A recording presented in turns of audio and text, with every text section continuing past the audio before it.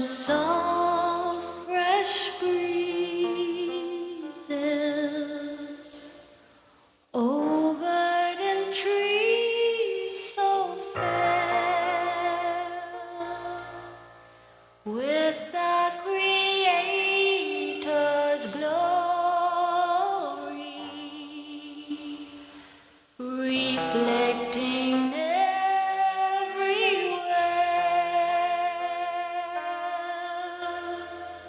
O sea of palest emerald, merging to darkest blue. Whene'er my thoughts fly Godward,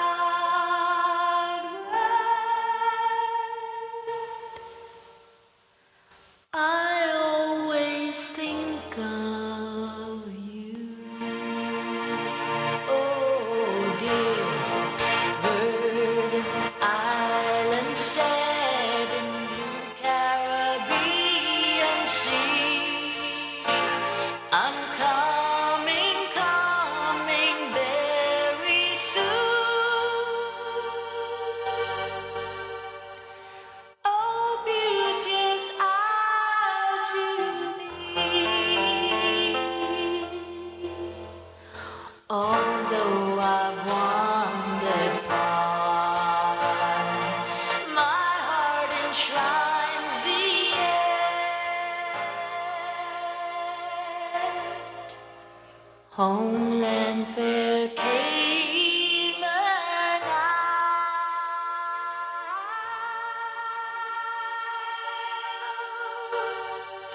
I cannot thee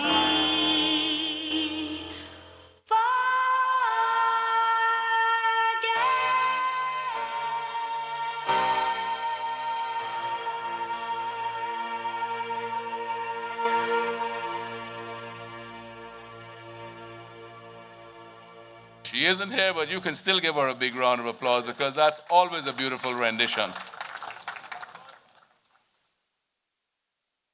Right now, ladies and gentlemen, we also have a few people who are going to do endorsements. So we'll move right into those. And the first one I'd like to call, before I tell you his name, I got to give you a little joke. Many years ago, he and I were at a certain establishment. And I kept checking on him to make sure he was all right. So a little bit later on in the evening, I noticed that he was getting ready to kind of slip out through the door. And he looked just a tad shaky to me. So I kind of raised my voice to make sure he heard me before he went through the door. And I said, "You sure you can drive home?" Turned around and he looked at me very serious. He said, "What, you want me to do, walk it?" Ladies and gentlemen, to endorse our candidates tonight, Mr. Derek Bogle.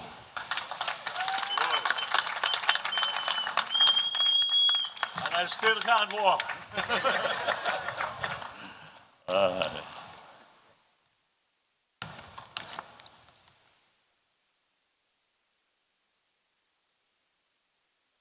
Good evening, Georgetown North.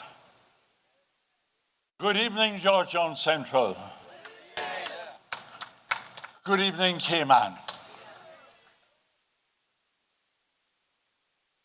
Good evening, progressives.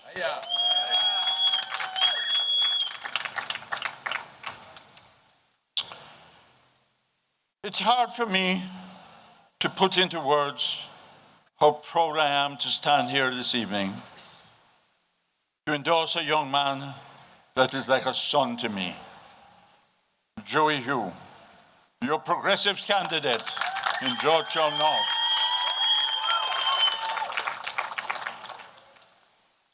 I have known the Hugh family for many years, more years than I care to count. As many of you would know, His father, Lenny, is one of my dearest and closest friends. In fact, he used to work with my father at Cable and Wireless way back in the day, probably before most of you were born.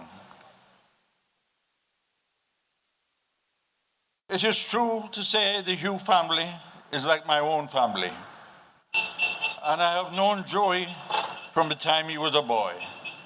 I have watched him grow to become a kind and caring husband and father, and a well-educated and accomplished businessman with a strong background in the hospitality sector.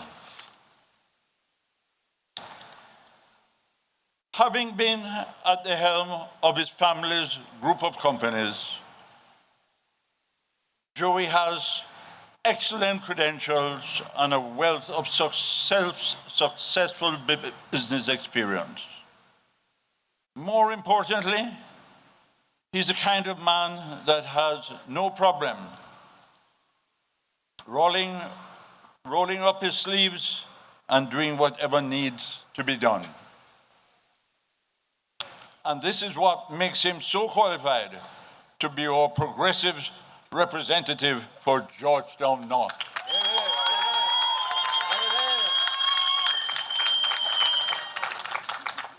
Outside of his professional life, long before he had any intention of entering public life, Joey was using his business expertise and experience to give back to the community. He served as president of the Cayman Islands Chamber of Commerce and headed the Cayman Islands Restaurant Association before it merged with the Cayman Islands Tourism Association. He also served as deputy chairman of the Trade and Business Licensing Board, as well as the Port Authority of the Cayman Islands. But his caring and compassionate nature has never been limited to serving on a business level. Joey has also worked hard to improve the lives of the people in his community in a very real and meaningful way.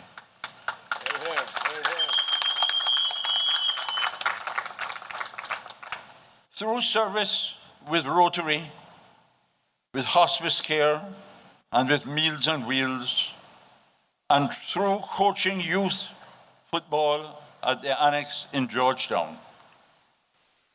There can be no question Joey cares for his community. He's honest and fair and is dedicated to helping his people.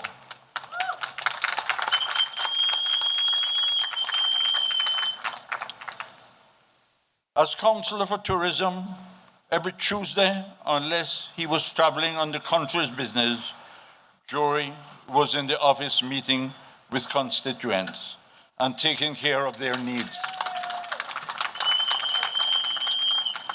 Those are the qualities he brings to public life, and that's why we need to bring him back as the people's representative for Georgetown North.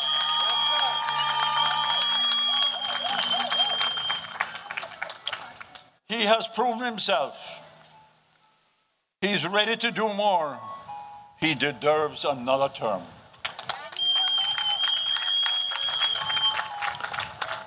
Joey Hugh has my full support, and I encourage you on May 24th to vote for number 1, Joey Hugh.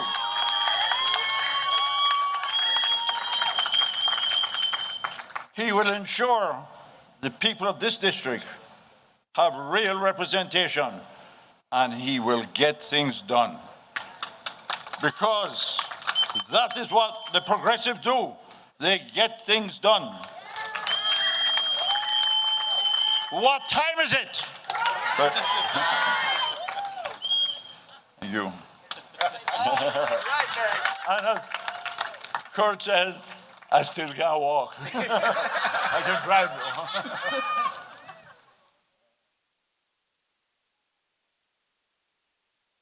though. Thank you very much, Derek. And ladies and gentlemen, I hope that the spirit of the joke was taken the way I intended it. I know Derek wasn't offended. No such thing with him. But thank you very much. If you know him, he's the best. He's the best. Thank you very much, Derek.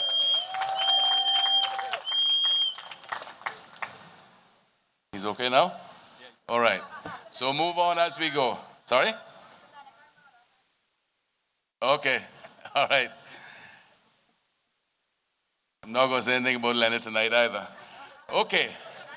Well, the truth is, I have forgiven Joey from a long time ago for becoming a Rotarian. But since his father is a Lion, has always been a Lion, and is a life member like myself of the Lions Club, we can afford to spare him to Rotary. That's okay. We're all brothers for the same cause. Ladies and gentlemen, we now are going to invite you to listen to another one of our candidates. She's come to deliver a few words of encouragement tonight. But just before I call her to the podium, and I'm going to ask her to forgive me because there is no music, but as I explained earlier on, the reason why. But just before I call her to the podium, just want to remind everyone that even though in the heat of the moment, we might get tempted on the political trail to say things that perhaps when we think about them afterwards, we might regret. I say the best way to handle it is, as Michelle Obama said, when they go low, we go high. When they go low, we go high. So hear it for the high one, Miss Lucille Seymour.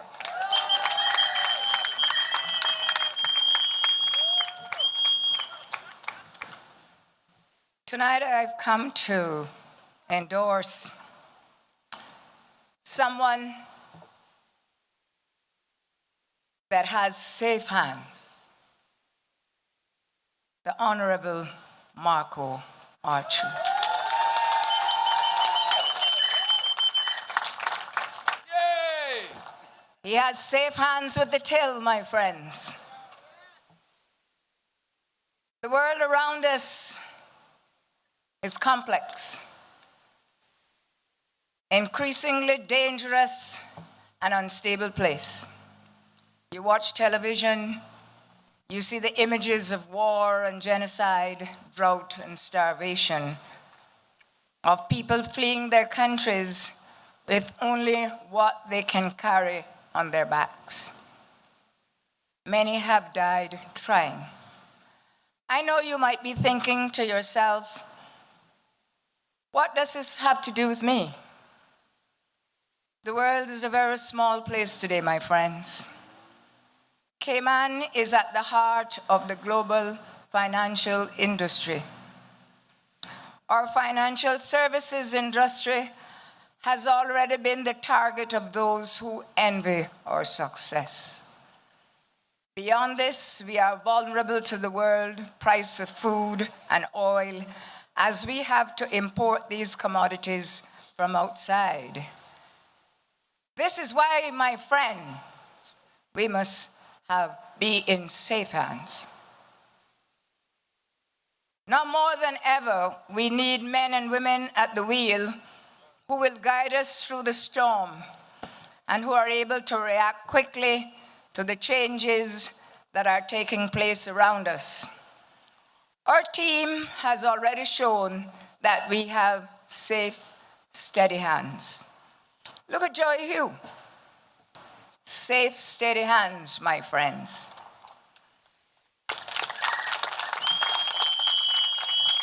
Along with Moses Kokonnell, he has grown our tourism arrivals and increased our revenues so that as government, we have more money to spend on Caymanians. He was part of the initiative that granted over 60 new tour and taxi licenses to Caymanians. He worked to revive the local film industry to give Caymanians new opportunities. He worked on redeveloping the airport too, which has created scores of jobs for our tradesmen. But this is not all. He has kept in touch with you, giving assistance wherever he could. He has learnt the ropes, and it is even better positioned to continue his good work on your behalf. Tried, tested, and proven. That is Joy Hugh. Why would you even think of replacing him with someone else?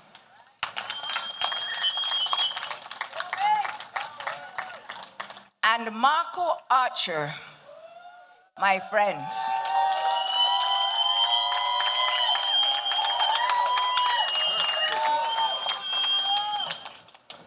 I don't have to tell you how safe and steady his hands are. You have seen him in action yourselves. He took us from the brink of disaster to safe harbor. You don't have to take my word for it.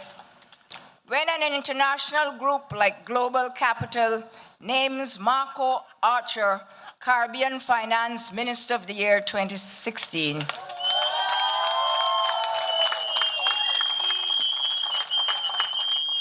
people sit up and take notice, and we should all be proud of him.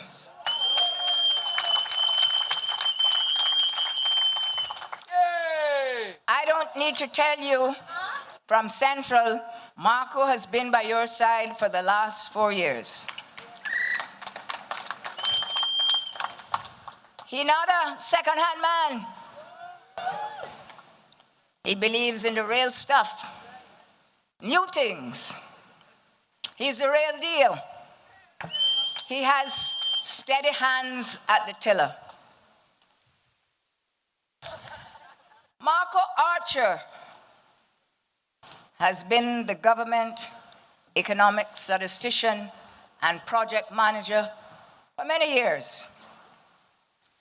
And he, after that, decided he wanted a second career, so he went to become an attorney. In so doing, this led him to become a founder of the director of Generation Now, a mentoring group and think tank that has hosted several debates on issues of national importance. The Cayman Islands has the best managed economy in the Caribbean region. So says Marla Dukaran. And she says, the fact that Cayman generated growth while at the same time having fiscal surplus is unheard of in the region. This is the best run economy in the Caribbean, says Marla Dukaran. And she says to us, you should have a conference and invite all the ministers of finance around the Caribbean and tell them how to run a country, because there's a lot they can learn.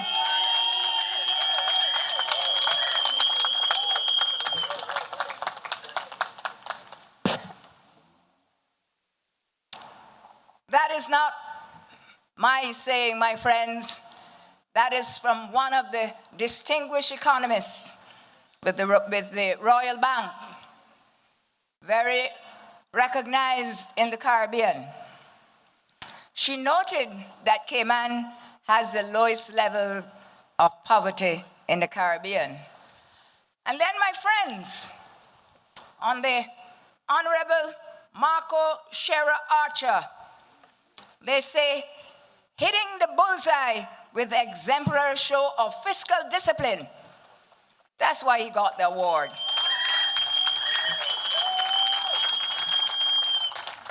When Marco Archer became finance minister in mid-2013, he had 3 years to comply with the framework, which included meeting targets for cash reserves, net debt, and debt service.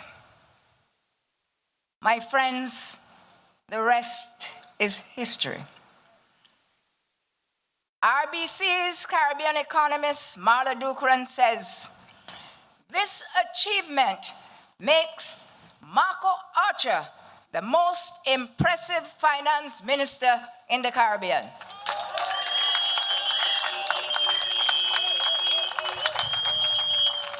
My friends, this is our man. We should be proud of him. I am. Are you? Absolutely. Yeah, yeah, yeah. Let me hear you again. Never before, my friends, never before have we seen such a man in our government. And you want to replace him? With whom? And so tonight, my friends, it gives me great pleasure to endorse the incomparable Marco Shera Archer. Thank you, Ms. Lucille. Thank you very much, Ms. Lucille. But don't forget now, Prospect, Lulu. Don't ever forget that. Because she's part of Team Progressives.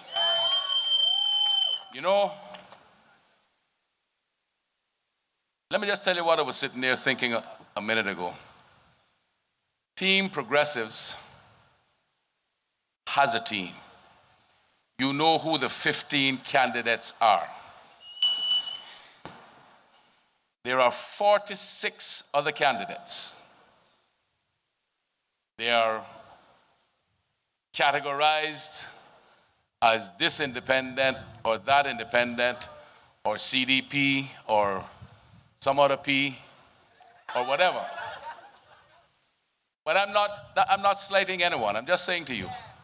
But what I want you to do in your spare time between now and Tuesday, and tell your friends must do the same thing, is look at our team, look at what you will get with the continuation of a progressive government. You know those who have been in cabinet already. You know those who have been councillors. You know those new ones who have their wonderful capabilities and their skill sets to offer to the team. And you pick any other of those 46 people. Choose the best that you can get out of them. And you put them together and you compare them to the progressive team. I have tried to do so. And I'm here to tell you that there is no comparison. Because the progressive team is the team. But when you do that, do one more thing. Do one more thing, please. After you've gotten them, you look at each of them and you decide which of them you can trust. You do that. And we'll see where it all pans out. No slight to anyone. Just do it. See what happens. I know my progressive team. I know I can trust my progressive team. And I know that my progressive team is the team. And now, ladies and gentlemen, moving right along. Our Deputy Premier is down here for a day and a night. So he certainly didn't want to be at home twiddling his thumbs. And we asked him to come out to say a few words because he always has the right things to say. And I'd like to ask him to come to the podium now. Moses K. or MLA?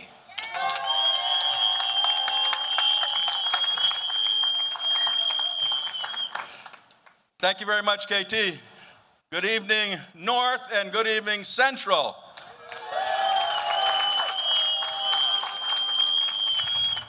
I am extremely pleased to be able to say a few words tonight on two very special gentlemen who I know very well. I like the way that the previous speakers have endorsed both, and everything they said, I can guarantee you, was true. I also like the way that the Master of Ceremonies has started to talk to you about the team.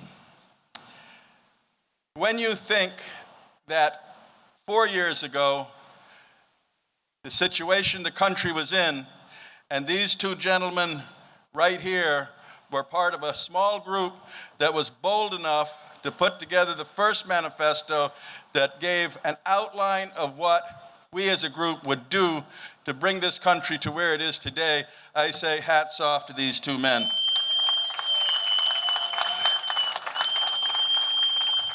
I'm not going to repeat all the kind things that has been said. What I want to do is tell you some of my personal experiences with them. They both take time out of their weekends to see their constituents. And let me tell you, a guide for serving your constituency is when people come up to other members and say, Joey Hugh did this for me, or Marco Archer did this for me, or I spoke to Marco. That's the kind of representation these two have given their constituents.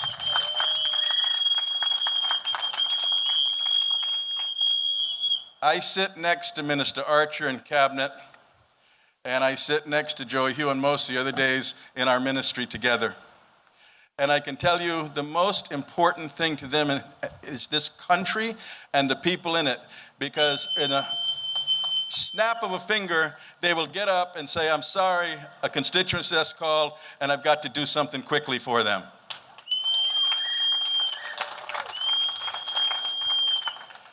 They're both extremely successful before they came to public life.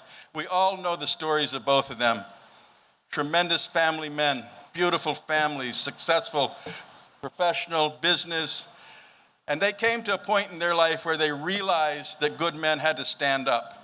And they said to this country, we are ready, and we will stand up, and we will work. We will give our time to public service. And hats off, they have done that.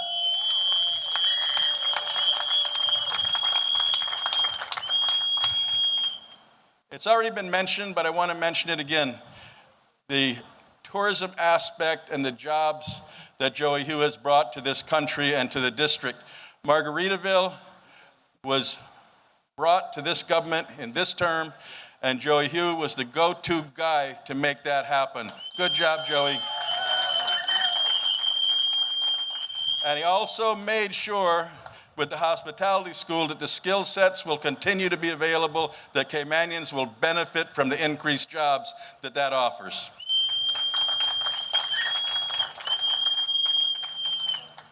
Minister Archer, you can't beat him to work in the morning, I'll tell you that. He's always parked downstairs by about 6:30. He's done quite a bit of work by the time you talk to him in the morning and ask him for certain things. And he always finds time to be involved in the critical situations of this country.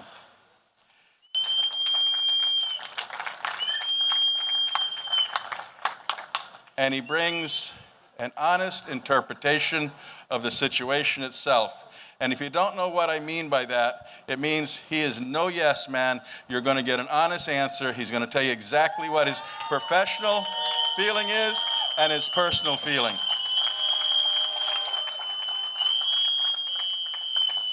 So why am I so happy to endorse these two fine men?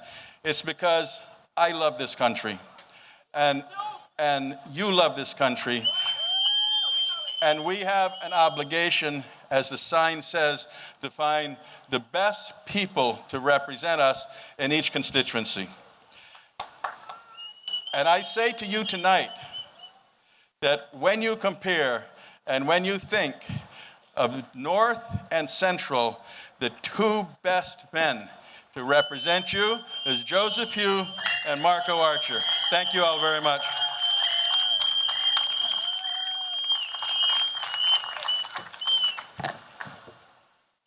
Thank you, Deputy Premier Moses K., our MLA. Thank you very much for your endorsements. Ladies and gentlemen, picture Georgetown Sports Club and picture Scholars, two different teams. Each team has their own support. Each team plays the games to win. The two teams can't win. Only one can win. But it doesn't mean for a second that both teams are not valuable. Doesn't mean for a second that everybody doesn't want both teams to be there. If the both teams weren't there, they wouldn't have such wonderful competition. Put that into this context. And there are people who will support this one or this team, and there are people who will support this one and this team. And we know that. What is important in all of that is that the competition goes on, the game is played fairly, whoever wins, wins, but when it's all over, we're still one. That's what's important. Let us never forget that. Don't care how it is. That is always number one, because if it doesn't stay like that, it's not worth playing the game. So here we are tonight. This is where we are in the game. I know the side that I'm supporting. Which side you supporting? What time is it? Thank you very much. Ladies and gentlemen, you've been waiting for them. I can't give you all of them. I can't give you both of them one time, so I'm going to give you them one at a time. The first one is the younger one. I hope. Because they're both very young.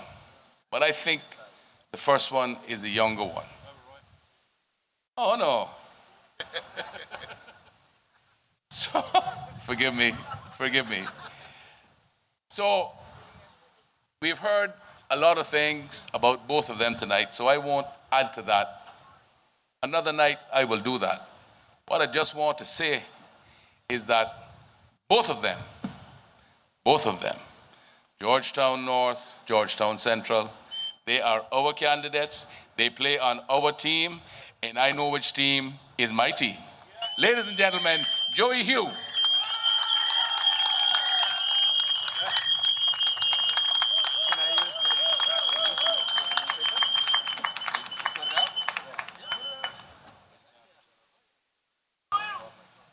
Hello, Awawa. Love you too. Good evening, everyone. Good evening to those streaming with us. And can I hear who's out there in their vehicles? Can I get some horns? All right, we're alive out there. What time is it? That's correct. Progressive time. Ladies and gentlemen, we are 1 week away from the elections. 1 week away. And you will hear all sorts of promises in the next few days. People will promise you the moon. As the preacher said in church last week, they'll promise you a bridge where there's no rivers. And ladies and gentlemen, you'll see strangers in our midst.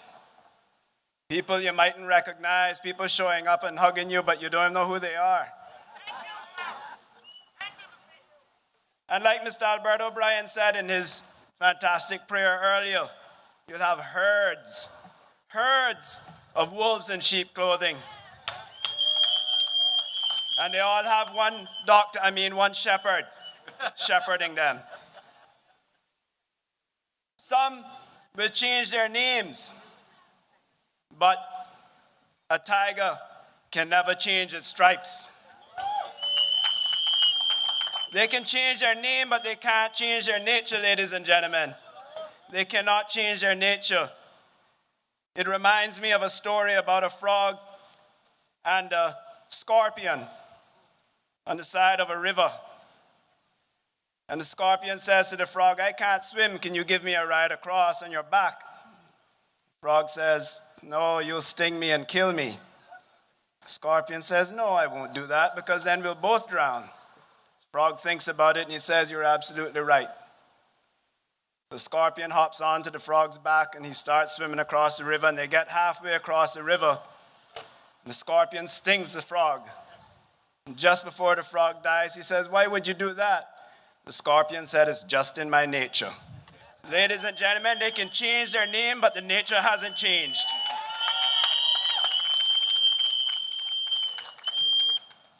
It's been 4 years ago that I remember Minister Arch and myself canvassing.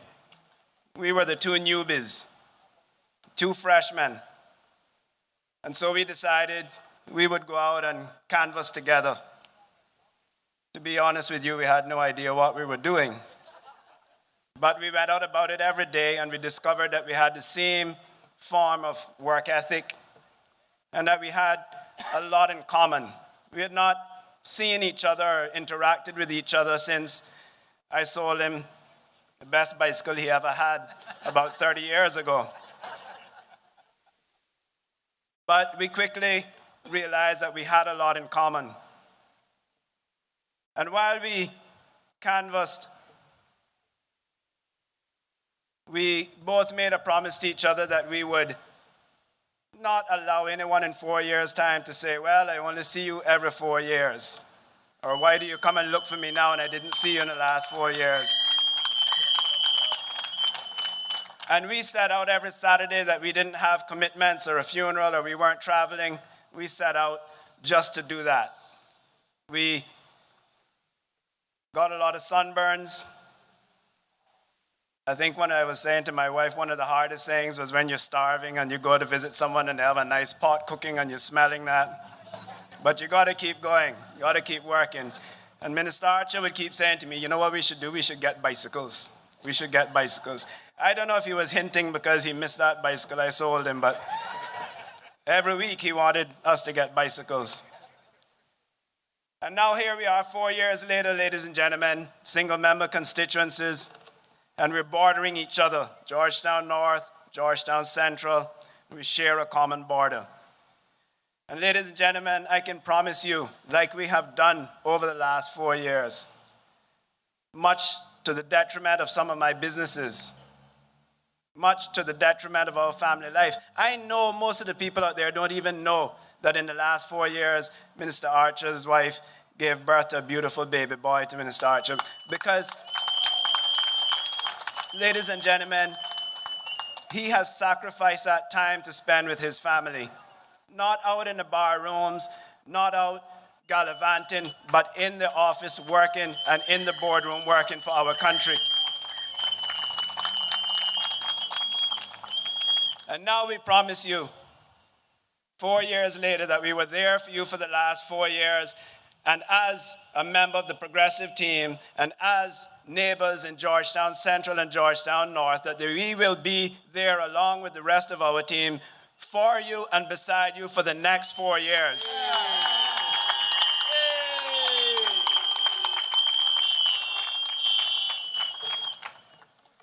We went ahead after being elected, and I'll never forget that double rainbow in the morning after elections, signing, showing a sign of what was to come. It was a beautiful morning with a double rainbow. And we both went about the work of the country, not engaging in negativity or in the blame game of blaming the previous government. No, we rolled our sleeves up, we went to work. Not once did you hear us engage in saying, it's everybody else's fault. No, we moved forward, we took on the difficult tasks, and we went to work, and we rebuilt a foundation that this country can grow on for decades to come.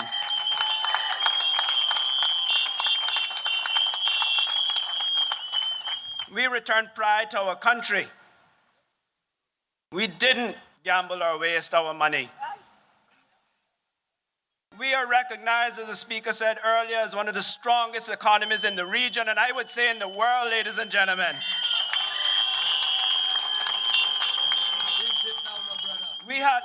We were not perfect, because I don't know a perfect person made by God.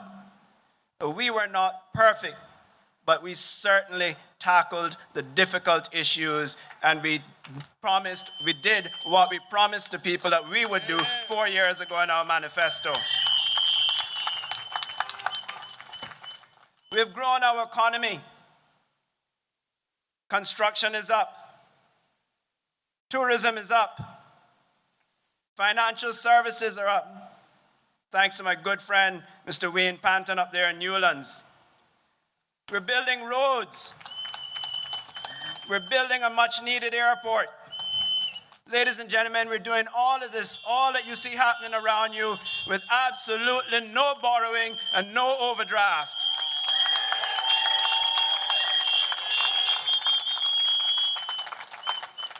And I'm happy to share with you, because I don't know if the papers are out, if you've seen it yet, but as I was leaving the office, yes, we were all in the office today. We all had to work to continue to run the country as much as we'd like to have been out campaigning. But right as I was leaving, I was handed a press release, and it reads, April air arrivals hit record-breaking high.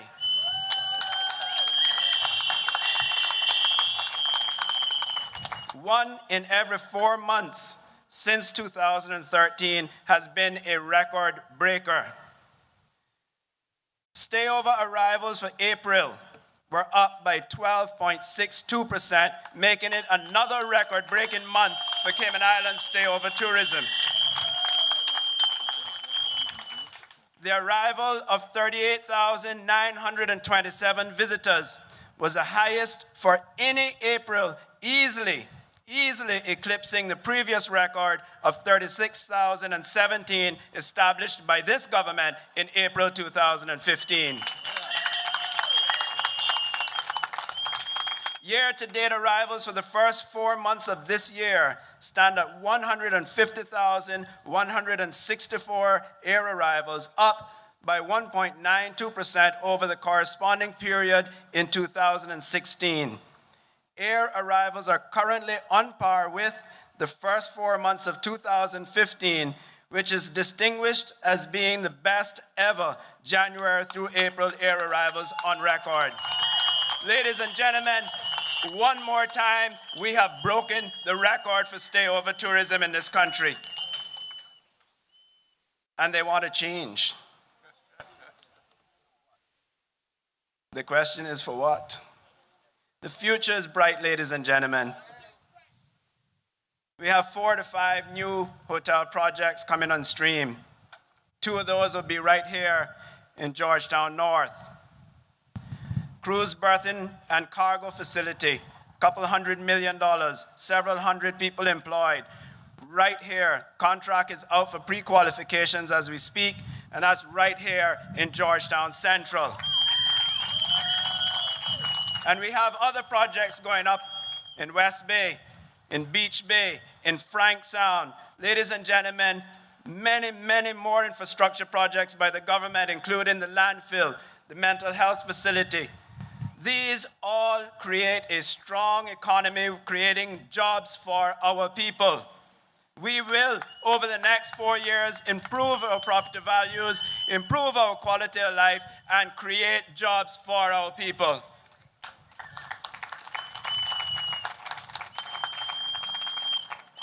Locally, in particular in Georgetown North, and I know it's a plan across the board with our government, we're going to continue to build our vocational programs. We're going to look at programs and support programs like the one that Mr. Alan Moore had right here in the Rock Hole area, where I know many young men were employed and are still employed. But we will support that program and programs like that to get those up again. We'll continue to build programs like the School of Hospitality Studies, which have now trained well over 100 young Caymanians to work in the hospitality field, with 50% of those going on for further education. Further education, including going to the Johnson & Wales University in Miami, which the Minister Moses Cocardle negotiated a 50% discount for our students attending that university, allowing them with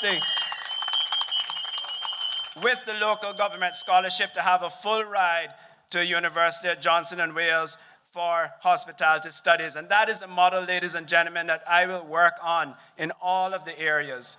Once you get your certificate programs done locally, we can look to partner with other technical schools across the US and maybe in the region to ensure that you can continue on to get the education that you want and to find your place in the workforce locally.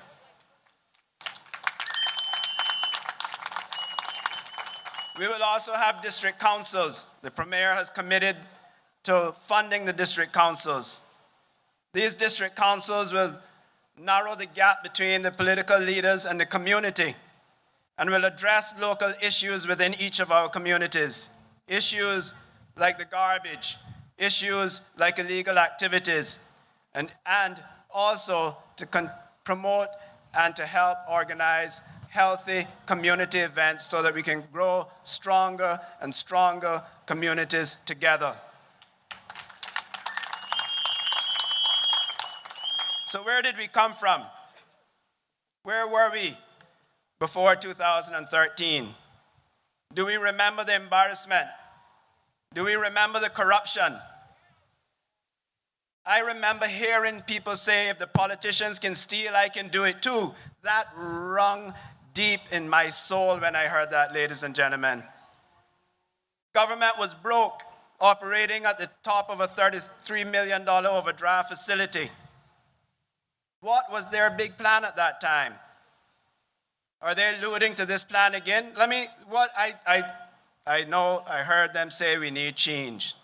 So I went to do some research to see perhaps I could find something in the past that they plan to do that may bring this change that they talk about. And it was Caymanian Compass, August 7th, 2012. Tax threat crippling business as usual. And it read, many programs, activities, and businesses say that they're losing money since Premier McKeever Bush announced a 10% tax on the income of work permit holders. It goes on to say, one company which assists several charities in the Cayman Islands that have been hit hard is Davenport Construction.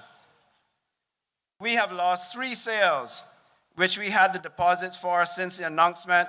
We have lost 3 sales, which we had deposits for since the announcement of a payroll tax on expats last week. The combined amount for those sales were $1.3 million. One was a home worth $345,000, and 2 others were worth $485,000.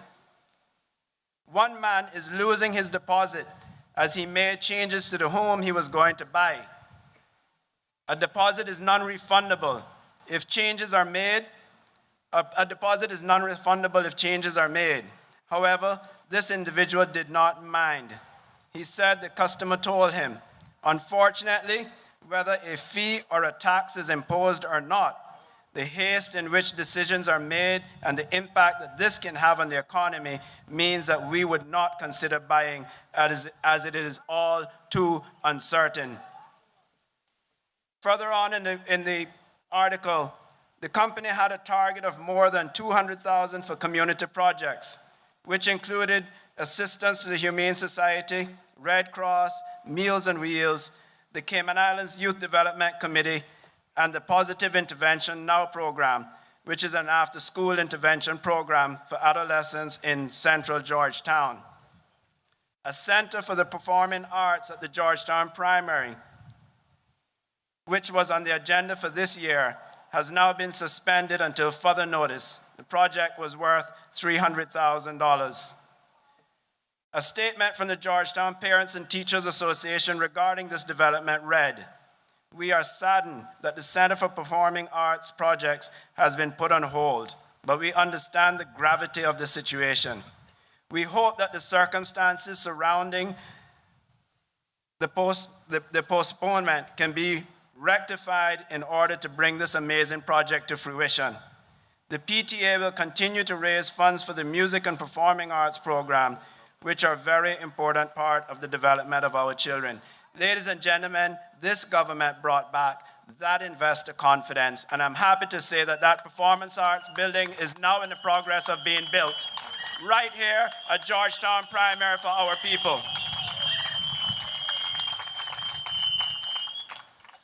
So ladies and gentlemen, I ask you, do we need change? No. I'm sorry, do we need change? No. We got the change we wanted back in 2013, and I say we are not changing, we are not going back, we are staying with the change we made in 2013.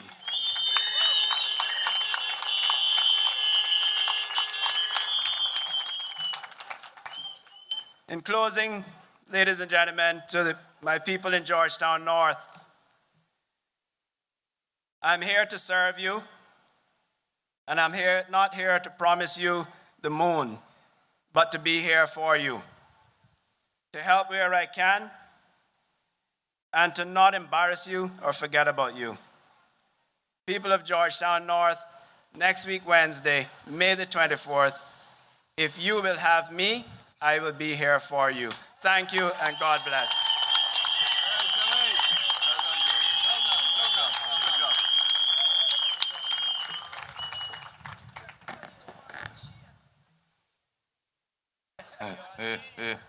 Well, she says she want change. She don't want change. Wonderful.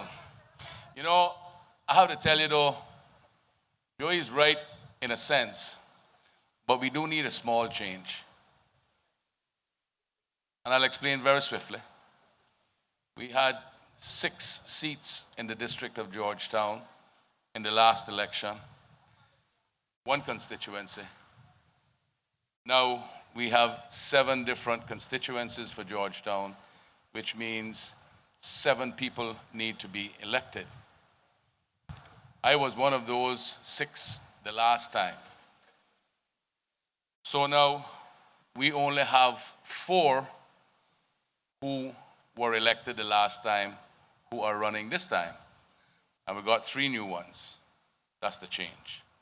The 3 new ones. So we got Marco, Joey, Premier, and Mas Roy. Like 4. Those are the incumbents. And we have Miss Lucille in Prospect, David White in Georgetown West, and Barbara C. in Georgetown, Barbara Conley, in Georgetown South. Now, if ever I had a dream, I have this dream. Can you imagine the 25th morning with all 7 seats in Georgetown Progressives? Oh my. Let me tell you now. Let me tell you the beauty about that. And this I can assure you. If we can get those 7 in Georgetown, ladies and gentlemen, we got the government, and you don't have to worry about no more chain, no nothing.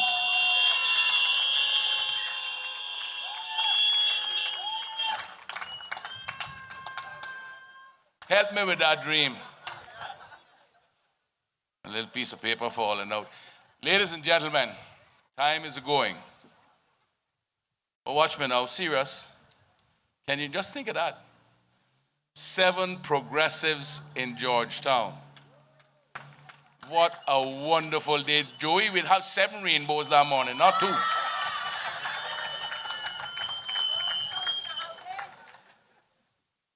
God is a good God. And we trust him. And whatever his decision is his decision. And we accept that.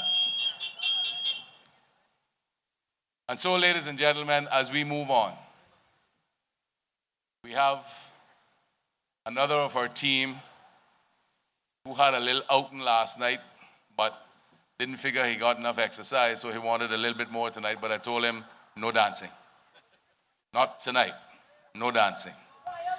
Ladies and gentlemen, Georgetown East Your next representative for Georgetown East, Mr. Roy McTaggart.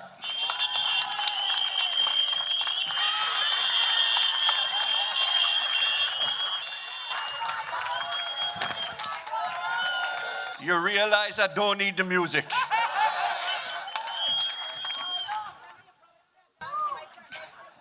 All right. Good evening, Georgetown North and Central. Listen, the music sound real sweet. It sound like an orchestra. You got the voices down here. Let me hear you. What time it is? All right, I want you to keep your voices down. I want to hear from the percussion with all the cars. Where the horns? Now let's get the two of you together. What time is it? Progressive time. The train is moving and it's coming home soon. And tonight I'm delighted to be back in town, honored to be on a platform here with my good friends and colleagues, Joey Hugh and Marco Archer. I'm here tonight supporting them and their efforts to be elected as your representatives in the Legislative Assembly for the next 4 years. They deserve your support, and they deserve to be returned on May 24th. Tonight, ladies and gentlemen, we're in the final days of the campaign. Just a few more days, it's going to be all over. But come next week, Thursday morning, on that day, you're going to find that there'll be 19 happy souls. But I got to tell you tonight, I got bigger dreams than KT, because my dream is 15 is going to be progressives.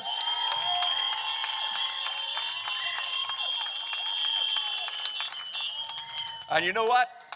The rest of them, the 42 remaining, they'll probably be shedding a tear or two come that morning. 46. Collectively, though, we're all going to be breathing a sigh of relief that the election is over.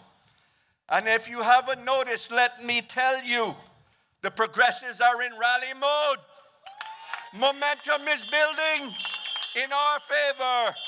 And it is vital that we keep this momentum going right through to Tuesday night, the eve of Election Day. Stick with us, folks, and you won't be disappointed.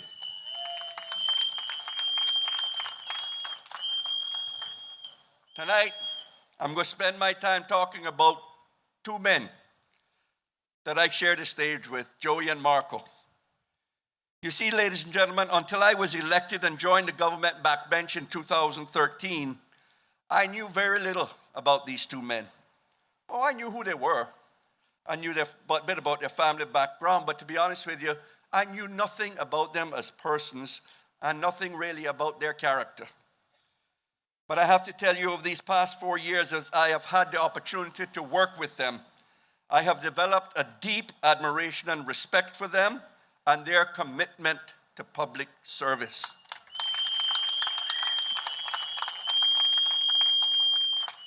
Ladies and gentlemen, over the course of this campaign, we have shared with you our accomplishments of the past 4 years, and they are numerous. Let me just share a few with you.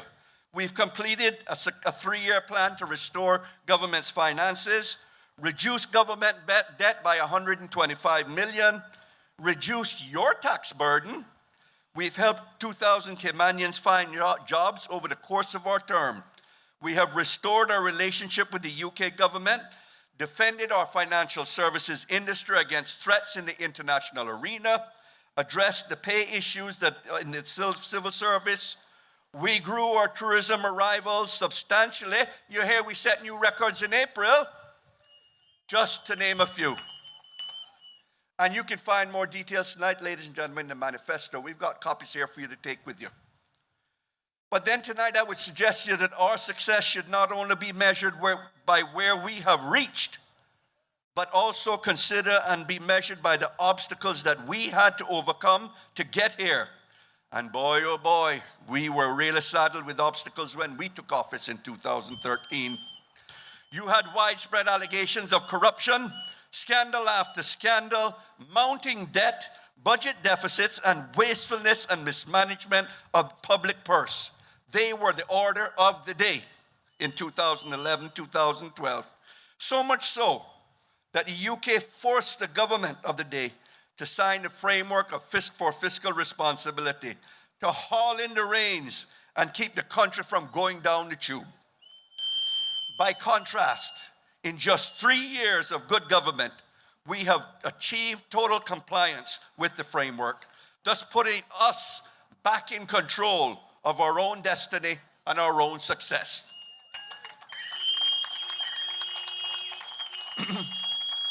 Ladies and gentlemen, tonight I am here to tell you that Marco Archer, your finance minister for the past 4 years, has been a good steward of the government's public purse.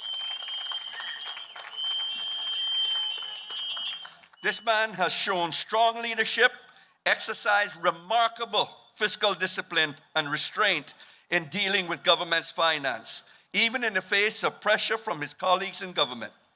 He has never wavered or relented. Above all, he is a man of his word, a man of honor, a man of honesty, and a man of utmost integrity.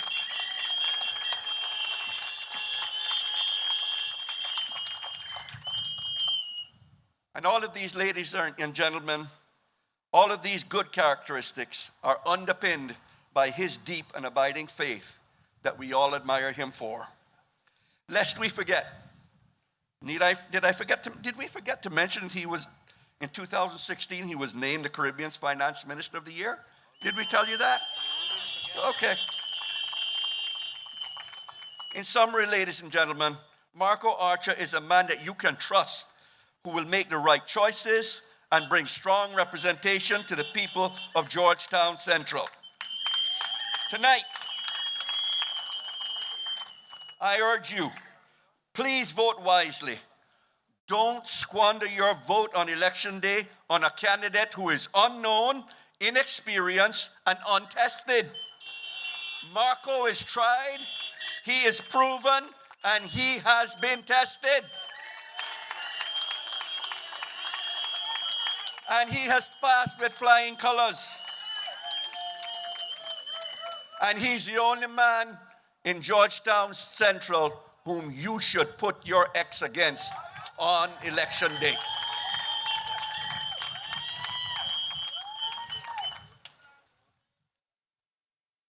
Breeze killing me. But did I stop to ask you again what time it is? It's our time, isn't it? But ladies and gentlemen, Joey too is a man of honesty. He is a man of honor and a man of integrity. I found him to be that way. He has proven that he is dependable and as committed, and I learned very quickly that when Moses needed a job done, all he had to do was call on Joey and he knew it would be done. With his strong connections to the local business community, his experience and success in running the family business, and his strong commitment to serving the community, Joey adds a depth and a breadth of dimension to the Progressives team that is unmatched by any other. He too is a man that you can trust and to make the right choices and bring strong representation to Georgetown North. Now, to those of you here in his constituency, Georgetown North, you and I, we have but one choice on election day, and that choice is Joey Hugh. Tonight, I have no hesitation in declaring to you publicly, I am proud to tell you I'm casting my vote for Joey Hugh. What I want you to do is to commit and say, yes, I'll join you. We'll cast our votes for Joey Hugh. Let's commit to doing so and send him back to the Legislative Assembly on May 24th. But ladies and gentlemen, I submit to you this evening as well that there is not a better qualified, morally sound, and more honest group of persons to lead this country for the next 4 years than the progressives. We are a team. We know the value and importance of teamwork, and we have proven time and time again we can get the job done. Tonight, we all have a choice to make, and that choice is to who to cast your vote for. Your vote on May 24th can make a difference. It will make a difference between the progressives succeeding or failing to be elected as your next government. Remember, constituencies and the numbers are smaller, so your vote is that much more important. My plea to you this evening as I conclude, let's not roll back the clock. I don't ever want to see Cayman in this country go back to where we were between 2009 and 2013. That is not where we want to go. Don't turn back the progress. Please, don't take us back to the dark ages of politics. Please, don't stop the progress. I encourage you all to vote for progress, vote for prosperity, and vote for progressives. Vote for Marco and Joey. And thank you all, ladies and gentlemen, and may God bless these Cayman Islands. Thank you. I sit down for too long. So I like what my good friend did. He had you this way, that way, and then that way. But I only wanted one time all the way. What time is it?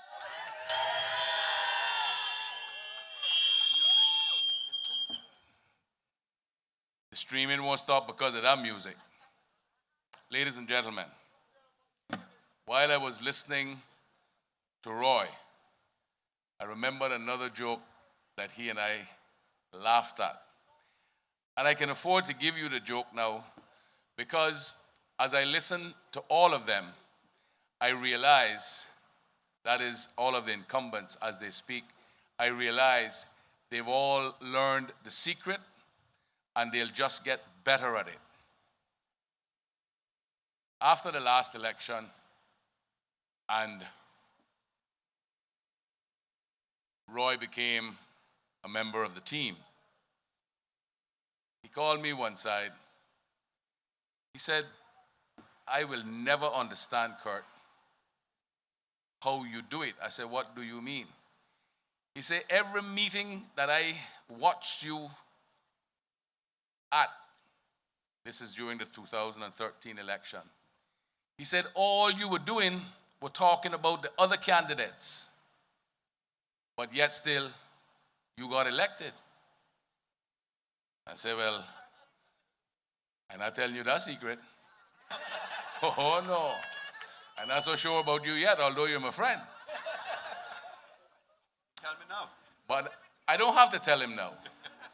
Because as I hear them speak, they understand that this is all about building relationships with your constituents. Not just passing relationships, but real relationships, so that you understand their circumstances, so that you know what they're doing, where they're going, so you know where they're falling down short, so you know where, if you can, you assist. Most of it is just guidance. I tell you that from my own experiences, but as I hear them talking, so you see, it ain't no big secret, my friend, because you know it now yourself. In fact, you know it pretty good. I'm glad you're on my side. And so, ladies and gentlemen, as we move along into the evening, I want to again say a very special thank you for all of the support that you've been giving us as the campaign has progressed. As Roy M. just said a while ago, we are now revving it up, and we need to keep it building right through to next week, Tuesday night. On Saturday, can't forget this. Saturday, we want to have the biggest motorcade the Cayman Islands has ever seen. We're going to be starting it on Bobby Thompson Way between the roundabout and the stoplight. The roundabout going to Linford Pearson Highway, that is, and the stoplight. Or is it by the cricket field? Tell me. Okay. Bobby Thompson Way. But 2:30, you can't miss it because there's going to be plenty of cars there. Unless you're the first one. And I don't mind everybody trying to be the first one. But we estimated what the roads can hold. And we figure we need exactly 307 cars. If we can get 307 cars, the road can still hold it and everybody will be happy. What a courtesy of red that will be. My Lord.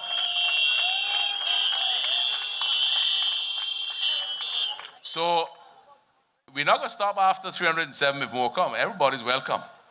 But the objective is we need to get 307 cars in our motorcade, plus the big vehicles that go have Roy jigging up and down. So ladies and gentlemen, again, we look forward to your continued support. But right now, I know you're getting a little bit anxious. It's just about 9:15. I know it's early, but it's time for the man. Because we need to make sure, we don't want him to wear himself out yet, but we need to make sure that you hear his message. And so, all the rest have spoken. And I just need to tell you this, that I told you the little story about the football teams and how it will be only one can win and stuff like that, for a reason. You see, ladies and gentlemen, a very quick history lesson so that you will understand how this game works. I won't go back as far as to talk about McKeever and Benson. I'll start with me. In 2000, November 2000, I was the leader of government business. McKeever Bush was the deputy leader. By November of 2001, McKeever Bush was the leader of government business, and I was the leader of the opposition. By 2005, I was again the leader of government business. 2009, McKeever became the leader of government business. God helped us in 2013. By then, I had stepped down as the leader, and the Honorable Alden McLaughlin became the premier. The Honorable Moses Kirkconnell became the deputy premier. So it's just like Ronaldo when he changes teams. It happens. But you see me? I've been progressive from the beginning. I not changed no team. I'm not changing no team. But if those who choose to change teams, that's fine. I don't have a problem with that. But if I'm not changing my team, don't expect me not to support my team. So I support my team. Ladies and gentlemen, my team belongs to Marco Archer. So I say all of that to say that when you hear the words of support given by me 4 years ago, that they were genuine words and I meant it. But if you're now on my team now, how am I going to say the same thing? I got to speak for my team. So once we understand that, we're fine. And life is good, God is good, and we all live good after this. Ladies and gentlemen, Marco Archer.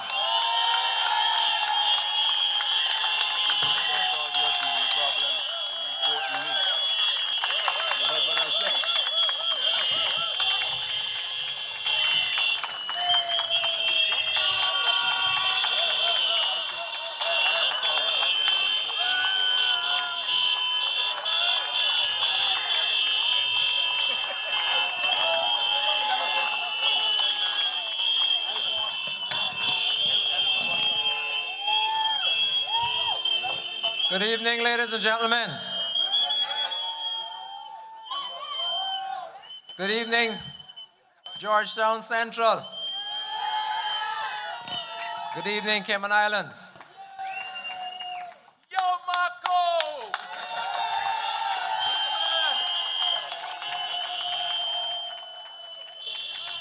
Joey, before I get started, let me say to you that on the morning of May 24th, I will also cast my X for you. Wonderful.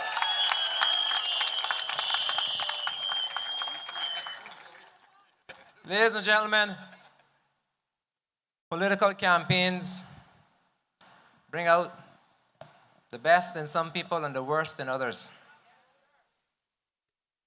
I keep a little card before all of my notes, and it reads, respect self and others.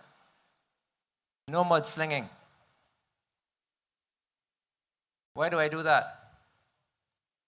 For the simple reason, ladies and gentlemen, my intention is not to try to elevate myself by putting others down, rather to elevate myself by demonstrating what I'm capable of doing.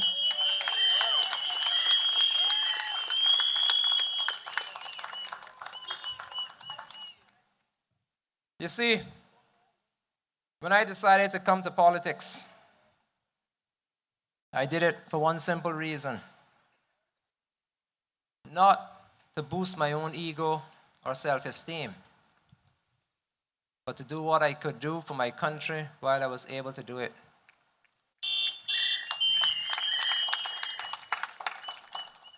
And ladies and gentlemen, despite all the criticism that I received from others,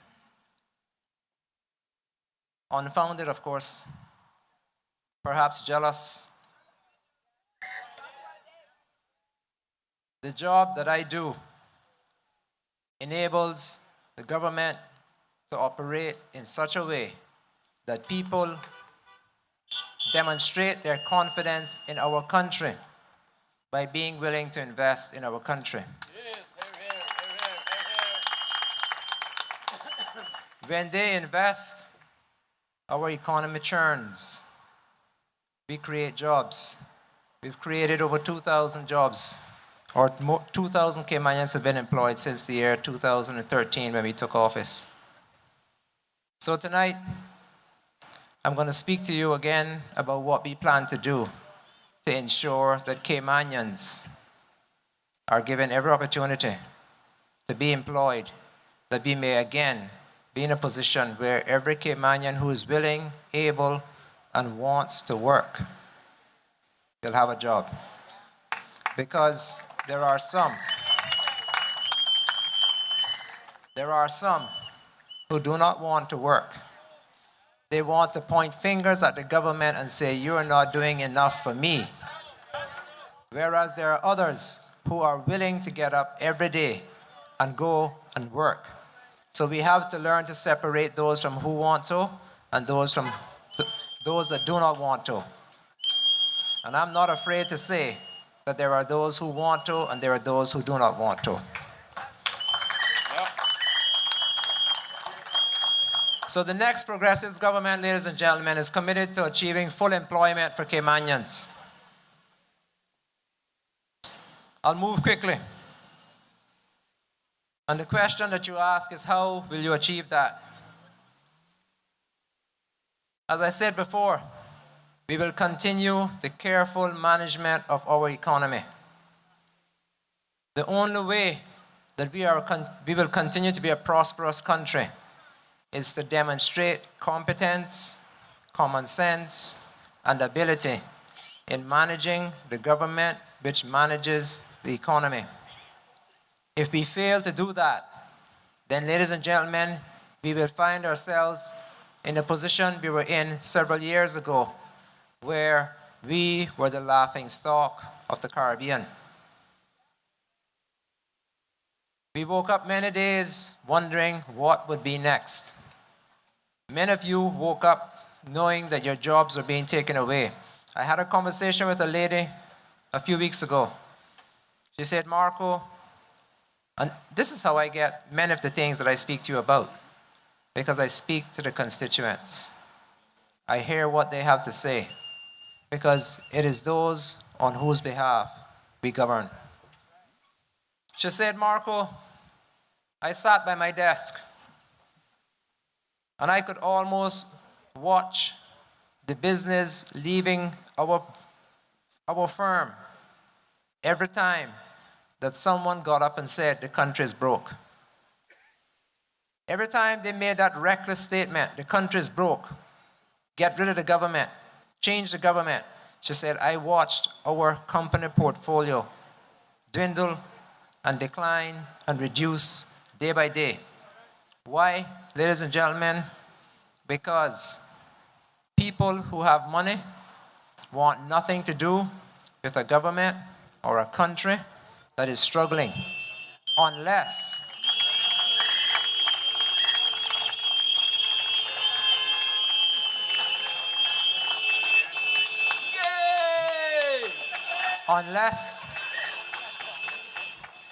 they want nothing to do with a country or a government that's struggling, unless their intention is to rape it. Predators love those who are weak, those who are struggling financially, those who lack the willpower to recognize when they're being used. Predators love those kinds of people. Another way in which we will continue to achieve or strive for full employment, ladies and gentlemen, capital projects. We will not overspend. We will not borrow. We will fund those projects from our revenue. We have already made a good start with the Owen Roberts International Airport. And funny enough, I was on a debate last night.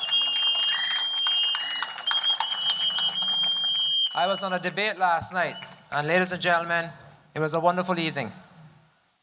There were 3 against 1. But I'm gonna quote an old Trinidadian prime minister. He said,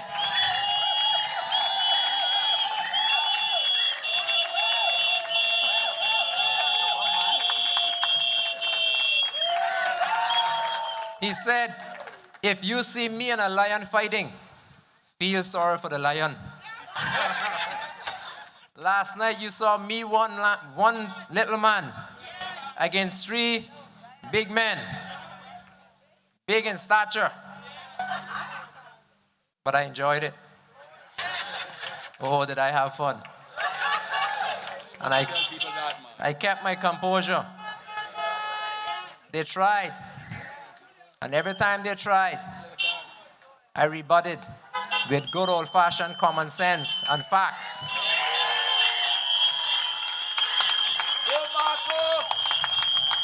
You see, nothing beats the truth. You can say all you want to, you can criticize, you can fabricate, but when you are confronted with the truth, you have to back down. So, in the debate last night, they were asked the question, if you could complete any capital project, which one would it be? You know what they chose?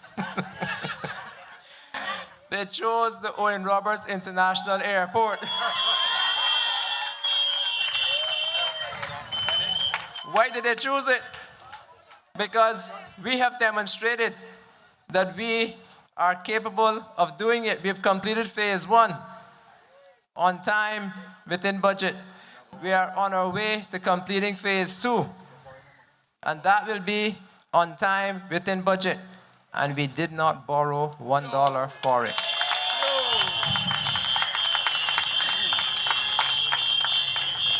So, ladies and gentlemen, I thank the Lord that even in this battle, I can find humor. And I thank my opponents for giving me the humor.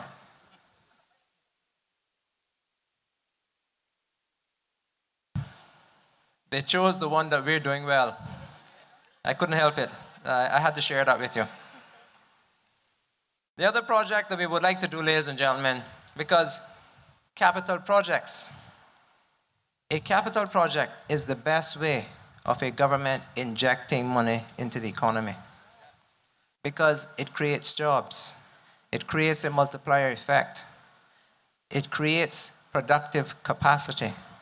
It creates future ability for the country to create economic activity. That is what I mean by productive capacity. When you build an airport, it increases the number of tourists who can come to the country, the number of airlines you can accommodate. When you build and enhance your cruise and cargo facilities, you increase the number of tourists who can come to the country. You increase the facilities for growth and expansion within the cargo port. Our population is growing. The last time that I'm aware, and my colleagues can correct me, the last time that I'm aware of our port being enhanced, was it sometime in the 80s? Early 80s. The early 80s, ladies and gentlemen, 30-odd years ago. 30-odd years ago, we have decided the best way to inject money into the economy is to do the capital projects.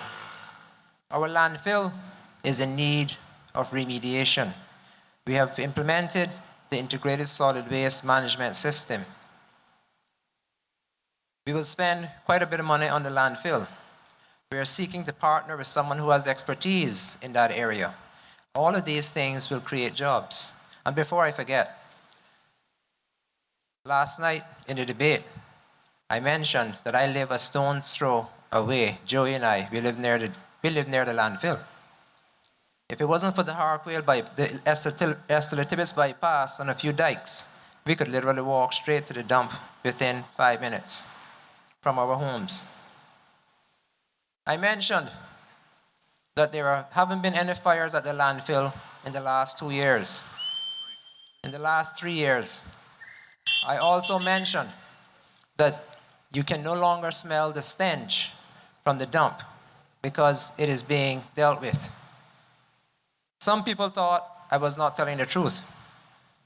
Let me demonstrate for you. If you smell any foul odor, it is not the dump.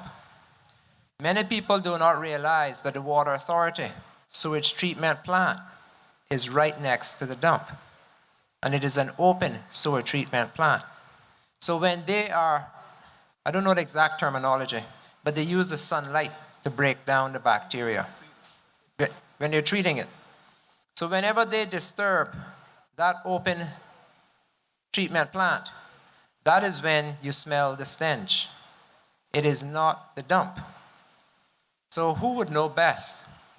Joey and I, who live nearby, or those who want to spread propaganda? Capital projects, ladies and gentlemen, the most effective way of a government injecting money into an economy, driving the economy to full employment, creating jobs for the people who live and work in the country. You see, I don't like to give fluffy speeches. I like that when you go to the polls on election day, you will obviously give some thought to who you're going to vote for if you haven't done so before you left home. And I like when people are able to think and say, who tried to sway our emotions, or who tried to inform us so that we can make informed decisions? Because emotions only last as long as the election fever. Information lasts forever until the circumstances change. You see, I'm a simple man, very humble beginnings. I grew up right down the road, right by the Georgetown Annex Field. Before that, I was right where the glass house is built right now. I know what it is to walk around barefoot. I know what it is to want. I know what it is to need.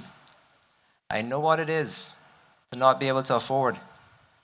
I know what it is to get up at 7 o'clock in the morning as an 11-year-old child and go to work on a construction site with a gentleman who's sitting in the audience tonight. I know what it is to earn my keep. I know what it is to move out from my parents' home, a single parent, at age 16, and go and pay rent.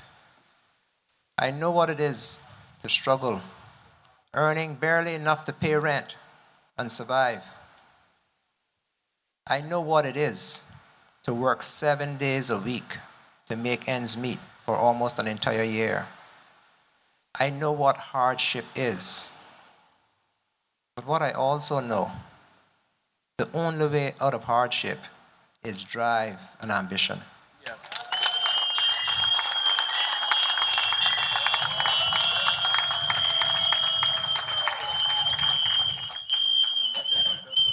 I never waste time trying to drag people down. If I can pull you along, I pull you along. But I've always been a focused, driven person. People ridicule me. They accuse me of being arrogant, stuck up, some of everything, because I am driven and I'm focused. I know where I came from. I also know where I want to go.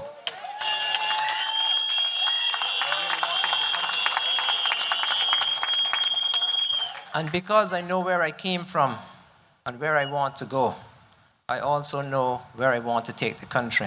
Yay! That's mine. That's mine. But you can only take the country if the country wants to be led in the right direction to the right destination. For those who do not want to be led in the right direction to the right destination, they will criticize those who have their best interest at heart. They would rather depend on someone who does not have their best interest at heart and ridicule the one who has their best interest at heart. A promise is a comfort to a fool because it ends on election day when they are defeated at the polls.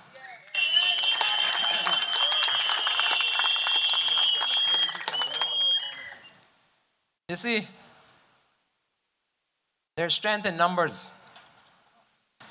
Even stronger than numbers is strength in faith. My faith is in the one true triune God whom I serve. There you go. There you go. And it is for that reason, ladies and gentlemen, that I do not bother with criticizing and ridiculing other people. I do not need to. When they go low, you go. I know what I'm all about. I know my purpose in life. I know the role that I play on this earth. I know that I have certain gifts that have been given that are to be used for the benefit of other people. And that is what I'm doing.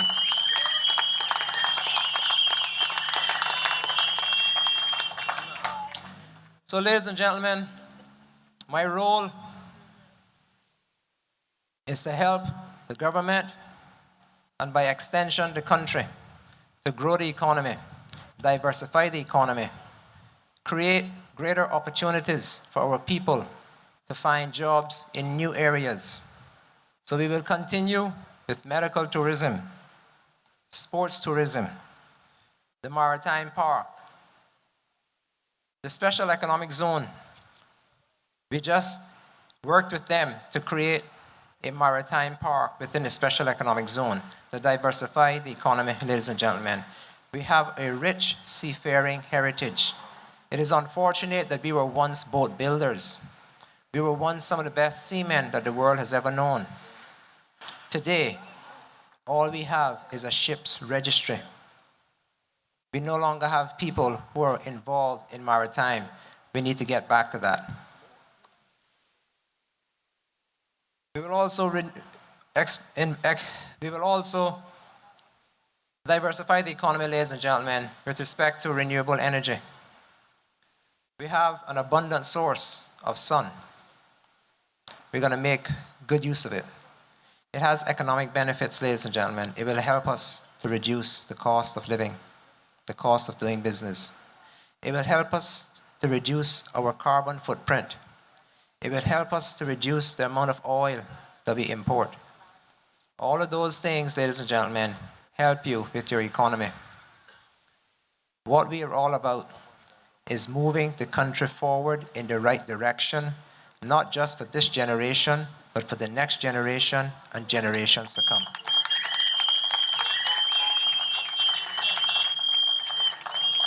We will also create more partnerships with businesses to expand the number of apprenticeship programs that we have. It is with apprenticeship programs, ladies and gentlemen, that we will be able to get our young people into the workforce. Give them an opportunity to learn the job, learn the trade, learn the skill, so that when they complete their apprenticeship program, they are qualified to earn a good salary, take care of their family, buy a piece of property, build a house, and stand in your mirror and say, I have done a good job for my wife and my children. There you go, there you go, there you go. We have also established a hospitality training school. The numbers are good. Many people have joined it. Many have graduated. We also have the nursing school. We are creating avenues for our people to get educations, qualification, experience without having to leave their country. We are doing those things for our young people.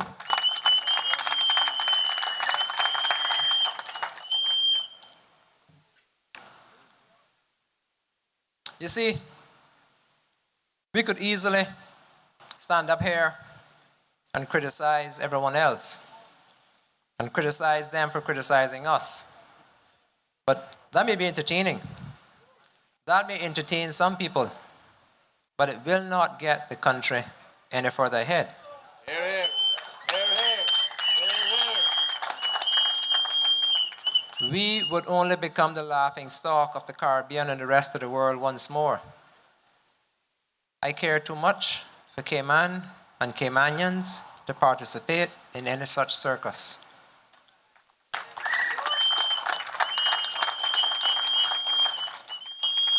Another thing that we intend to do, ladies and gentlemen, we've had complaints.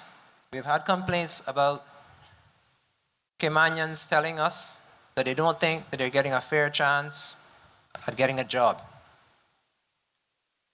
We intend to review the operations and the role that the employment agencies play in the Cayman Islands job market to see if there is any truth to what is being alleged. If it is that what is said is correct, we will take the necessary action. Here, here. And you can take that. Carry that to the bank. You can take my word on that. Carry it to the bank. We also started in this administration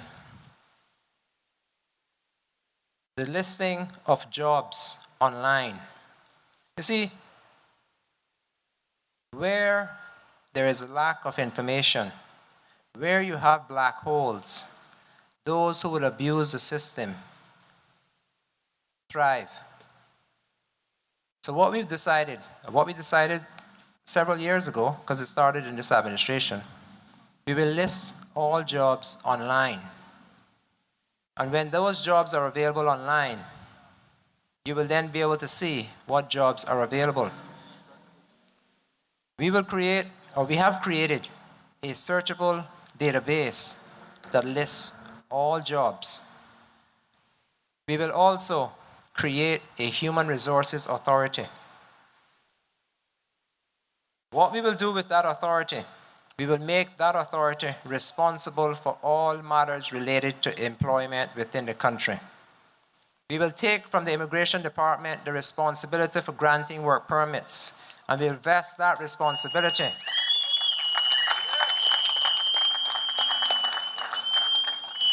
We will vest that responsibility in the Human Resources Authority, and also within the remit of the Human Resources Authority, within the responsibility of the Human Resources Authority, will be the maintenance of that online searchable database that lists all jobs available in the country. So together, under one umbrella, you have the jobs that are available, and you have the requests, the applications for work permits. And we are going to match the Caymanians who have the necessary qualifications, skills, and experience with the jobs that are available before we grant the work permit.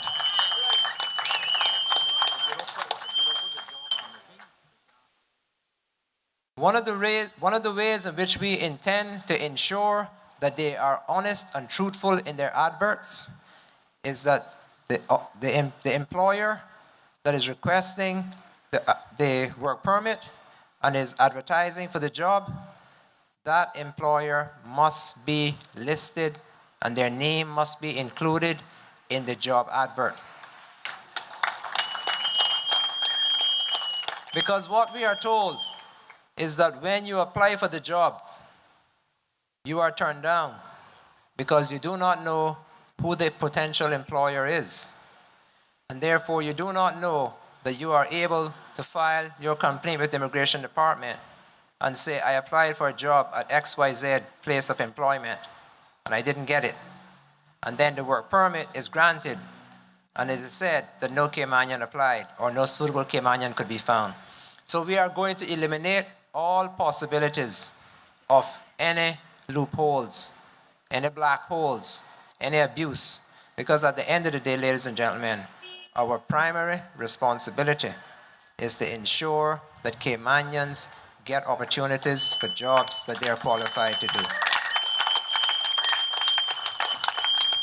And I dare anyone to say it is protectionist. I dare anyone to say it's being protectionist. There is nothing wrong with a government or a country ensuring that their citizens get the benefit of the jobs that are available in that country.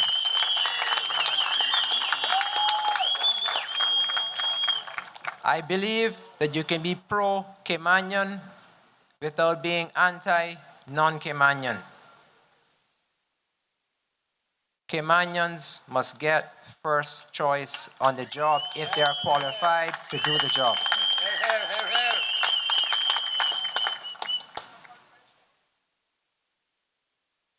And finally, on the point of employment, ladies and gentlemen, I've said this before, I'm saying it again because I mean it.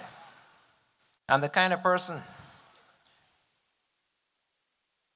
when you hear me say something more than once, believe it. Because by that time, I've made up my mind about it. I don't threaten anyone. I make you a promise, and then I keep my word.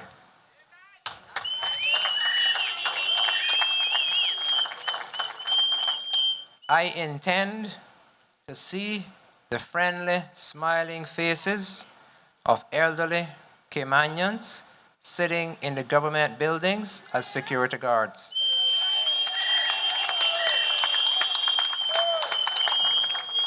If it costs my relationship with the Progressives Party, I intend to see it. And you can take that from me. If it costs my relationship with the Progressives Party, I intend to see the friendly, smiling faces of the elderly Caymanians in the government buildings.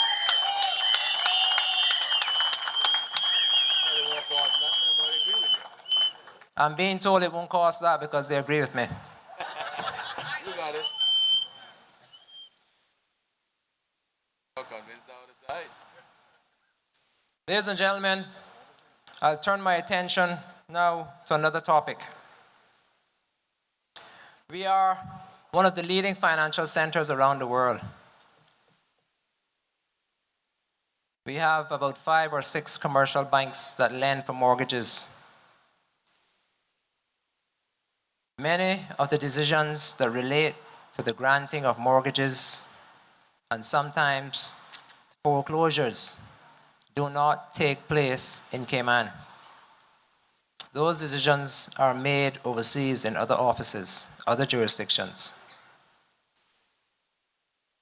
One of the things that we will have discussions on with the commercial banks, because in other comparable jurisdictions it happens. So we know it can happen. In other comparable jurisdictions, the banks have to give notice before they increase interest rates. We intend to hold discussions with the banking community to see what can be done, what would be a reasonable time of notice to be given to Caymanian mortgage holders so that they will have time to adjust their spending pattern, have time to make adjustments before they are faced with increased mortgage payments because the interest rate has increased. We're not saying that the banks should not increase interest rates. You could not tell a bank not to increase interest rates, because at the end of the day, the bank has to make interest, earn interest in order to keep its operations going. The last thing you want to do is to create an environment where banks feel that they should not lend money, because then your economy will slowly die from a chokehold. It will suffocate. You need the banks to be willing to lend money. That creates liquidity in the market. That creates money that can be spent in the economy. You need to encourage the banks to do that. But we can also encourage the banks to give the people notice before interest rates increase. That will enable you to know that a month from now, 2 months from now, 3 months from now, whatever the period may be, expect that your mortgage payment will increase by X amount, as opposed to you waking up one morning and seeing it in the newspaper and then going to the bank and realizing you no longer have sufficient money to make that payment, or you can afford the payment, you just have to skimp on something else. It is not anti-business. It is not anti-business, it is pro-consumer. The banks will still earn their interest. It is just that they will earn it a month or two later when the interest rate is allowed to increase. We will have the discussions with them. It is not something that we intend to impose without discussions. We are a sensible government. We discuss and we come to an amicable solution. Ladies and gentlemen, we are often accused of being cold-hearted. We don't like the small man. We think that we're better than other people. And the reason why they say that is because many of us, or I should say all of us, have had the discipline to put our chest to the grind and work hard and strive to succeed. So for that reason, our opponents criticize us. You are out of touch with the common man, they say. Never mind the fact that many of us are common men and women. Or I should say all of us are common men and women. I'm just not the kind of person to go and sit in a bar room and play dominoes. I don't drink alcohol other than maybe a glass of wine with dinner. So if that makes me an uncommon man, well then, so be it. But I am not the kind of person who will come and waste time, because the old saying is, the devil finds work for idle hands. Oh yeah. All right, my brother. And all my life, I've been far from idle. We passed a law called the Spent Convictions Rehabilitation of Offenders Law. And we also passed another law called the Cautions Law. The reason we did that, ladies and gentlemen, is to give those who have made mistakes a second chance. Many Caymanians have criminal records for nothing more than a ganja spliff or a simple mistake. I once watched a friend of mine, we grew up in Georgetown together. I watched him lay in the hospital dying of a brain tumor. He could not get a US visa because he had a drug conviction on his record. Or he couldn't get a waiver. The fact is, he could not get to the US for medical treatment. This was about 20 years ago. He was from Georgetown Central. I watched the family cry because their loved one had no options, because the law did not enable his record to be struck clean and enable him to get a US visa. We, the people who aren't in touch with the common man, we, the people who have no heart, we, the people who are so cold-hearted, we thought about it though. We thought about it. All the things they say about us, we still thought about the common man and trying to rehabilitate those who made mistakes. We passed those laws so that Caymanians who have committed crimes, who have made mistakes, can have a second chance at life, at a clean record.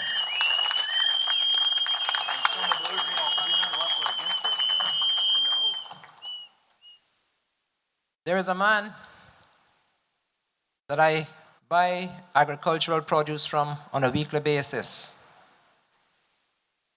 He knew the law was coming. He said, Marco, when is it coming? When is it coming? I say, it's in the house now. We'll get to it soon. We have to get through the order paper. He said, okay. And he told me a story.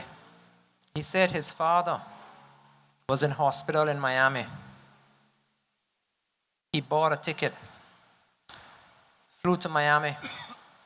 He couldn't get a visa. He flew on the waiver. He got to Miami. They knew he had a criminal record for drugs. They turned him around and sent him right back on the airplane. Today, that man has been drug-free for about 10 years. He has been working at the same employer for about 15 years. He has the ambition to supplement his income by growing crops and coming to Georgetown every week to sell those products. Good man.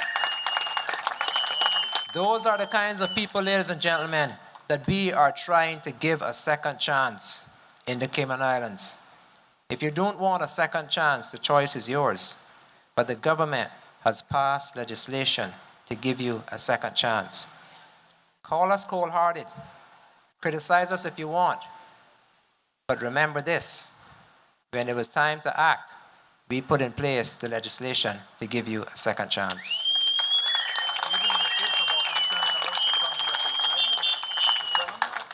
And you know, we didn't do it without opposition. There were those in the House who criticized us and ridiculed the legislation.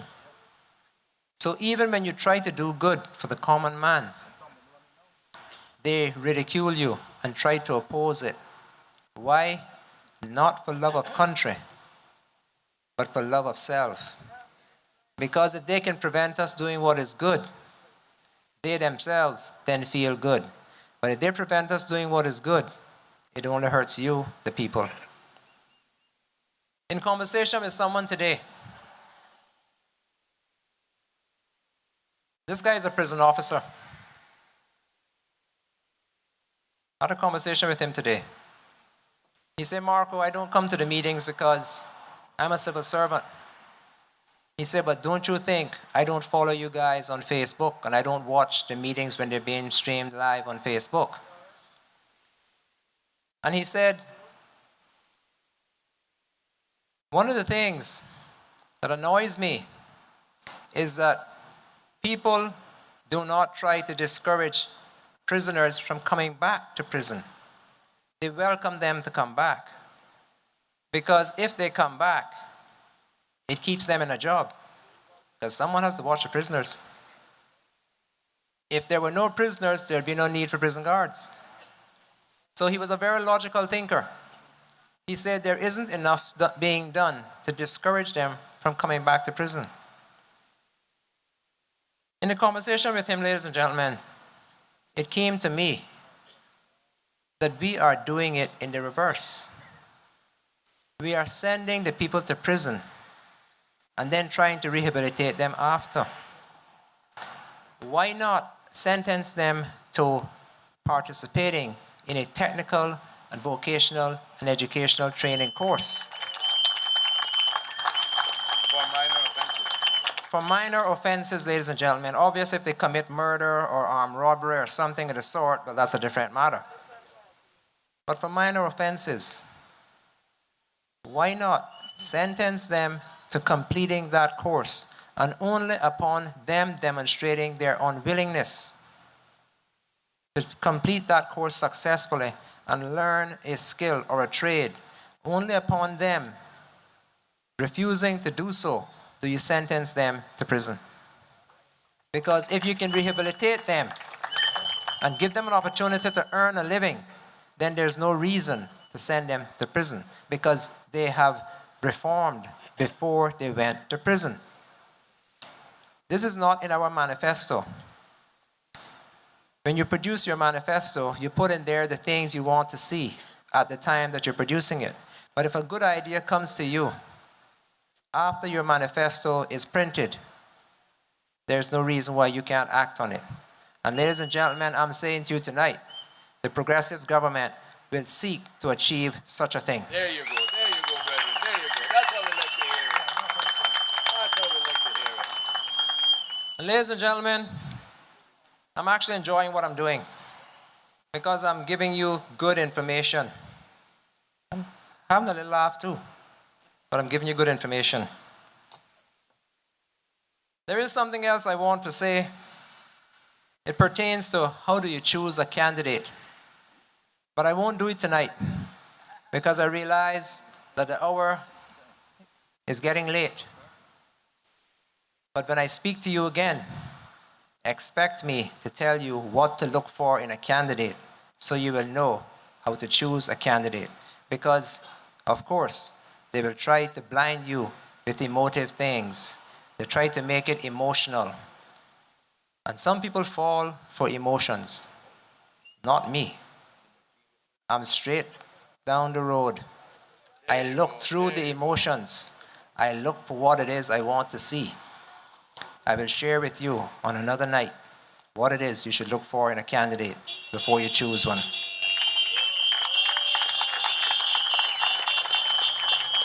So, ladies and gentlemen, I will close by saying, I will not beg anyone for their vote. You will vote for me because you think I am the best of the two, or the better of the two.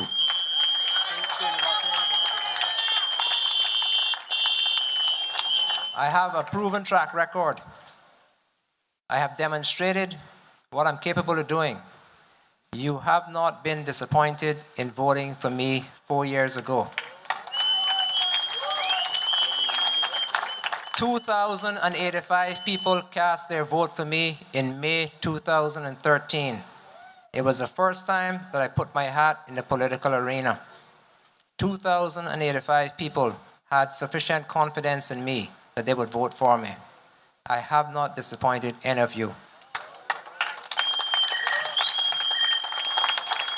So tonight, I'm not begging anyone to vote for me. You will vote for me because you think I'm the best, better person.